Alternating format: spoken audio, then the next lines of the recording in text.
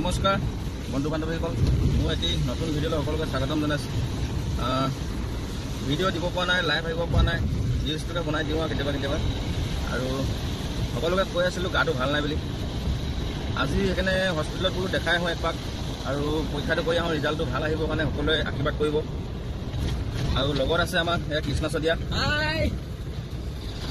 লগত আছে আৰু হস্পিটেল গৈ আছোঁ, ইও গৈ আছে লগতে আৰু খবৰটো পাই কিনে আহিলে আৰু কি বুলি কয় সেইকাৰণে এতিয়া লগত গৈ আছোঁ। আৰু আছে বেমাৰী আছে, এইবিলাক লৈ গৈ আছোঁ, কিন্তু মোৰতো বা অকণমান মেজৰ হয়।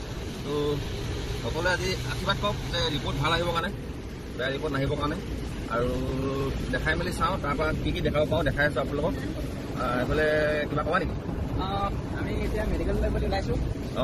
সকলোৱে আশীৰ্বাদ কৰিব আৰু আমাৰ যাতে স্বাস্থ্যটো সোনকালে ভাল হয় মেইনটেনেঞ্চত। আৰু সকলোৱে মৰম আশীৰ্বাদ কৰিব আৰু মেডিকেলত যাই কি ৰিপৰ্টখন আপোনালোকক জনাই দিম। ভিডিঅ'টো জৰিয়তে আপোনালোকে চাই থাকিব। ধন্যবাদ। ঠিক আছে, চাই থাকক তেতিয়াহ'লে ভিডিঅ'টি। লেপেট কটা পালোহি।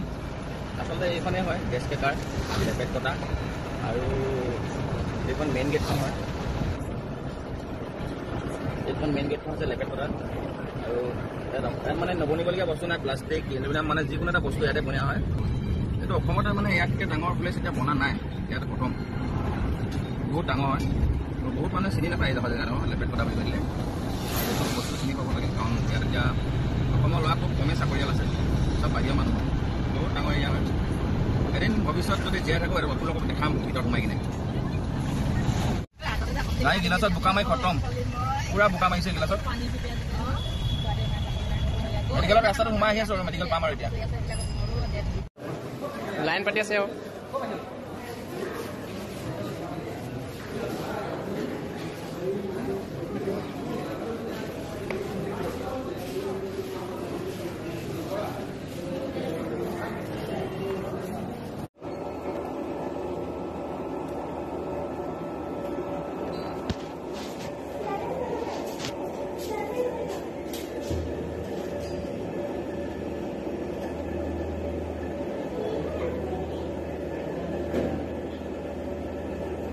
নমস্কাৰ।